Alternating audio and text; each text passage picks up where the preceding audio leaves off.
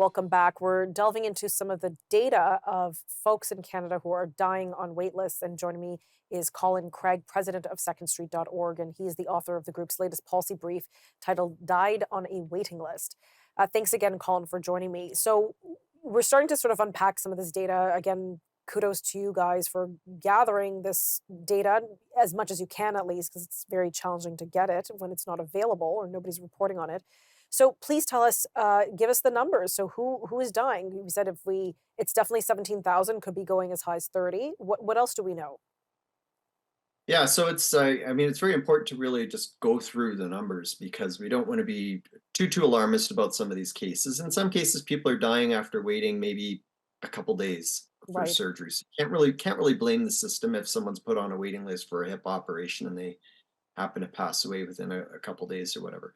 Um, but on the other end, the wait times. There was one extreme case, I believe it was in Nova Scotia, where someone had waited 11 years for a particular procedure. So the wait times within this data can vary quite a bit. There's two types of cases I would say that people are waiting for when they pass away. Surgeries which may have potentially saved their lives, and those are the most important ones I think for governments to be tracking, watching closely, and reporting to the public. If the government doesn't provide care to a patient in time, and that care could have saved their lives, well, that is a huge problem because we have to remember that governments have taken a monopolistic approach in healthcare where they don't allow people to pay for most forms of healthcare locally. You Right. either wait for the government to eventually provide you with care, or you have to leave your province and pay for it elsewhere. So that's obviously very troublesome. We think governments absolutely should be much more transparent, following this issue, looking at the numbers closely, and letting the public know about what's going on. The second type of case, which seems to be the vast majority of these patients that are passing away, they're waiting for quite often procedures which could have improved their quality of lives. So something like a hip operation, a knee operation, those types of things. And you can't discount those types of cases because if you think about it, who wants to spend the final year or 2 years of your life or so waiting in chronic pain while you wait Mm. for a hip operation or knee or cataract surgery? Maybe can't see very well. I mean, it's a terrible way to spend your final days. And and certainly some of those cases, it might be that they're waiting so long that that contributes to their death. If you're immobile and living with chronic pain because you're waiting for your hip operation for so long, well, that has a terrible impact on your health. If you're not getting exercise every day, it could maybe contribute to a heart attack, something like that. So there's a wide array of cases within this data, but when you look at the big picture, over the last 5 years, the number of people dying on waiting lists has increased by about 64%. So the numbers are going in the wrong direction. So we know now more or less what the data is showing us.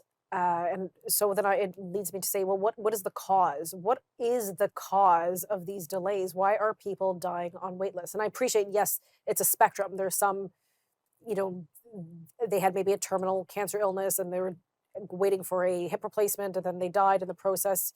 That's going to happen. That shouldn't be. The government doesn't have to wear that. Let's say that. But what is the cause for the bulk of these that are not these one-offs? I think there's a few aspects. If you look big picture at what's happened in this country over the past 30 years, we have seen government spending on healthcare on a per person basis absolutely skyrocket. It has increased at nearly double the rate of inflation. So there's lots and lots of money that's been poured into the system. The government has created a body themselves in partnership, the federal government in partnership with provincial governments called the Canadian Institute for Health Information, Mhm. and they have all kinds of data on government activities in healthcare. And they note on their site quite clearly that Canada is one of the highest spenders on healthcare in the world. So we've got a lot of money in the system. I think we both know anecdotally from talking with nurses and doctors, there's a lot of good people that work in the system too. They got into healthcare because they want to help patients. So we've got a lot of good people in the system. We've got a lot of Right. money in the system. The problem is the structure itself. It's not set up to succeed. There are changes that we need to make structurally to the healthcare system so that we can get better bang for our buck, so that patients don't have to face the long waiting lists that are very common in this country. And I know we're coming up to a commercial in about 20 seconds, but Are all the provinces and territories sort of the same with their stats on dying on waiting lists?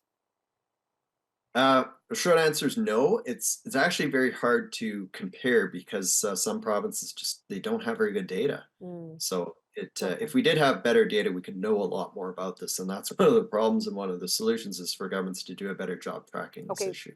We're going to pick this up in just a moment.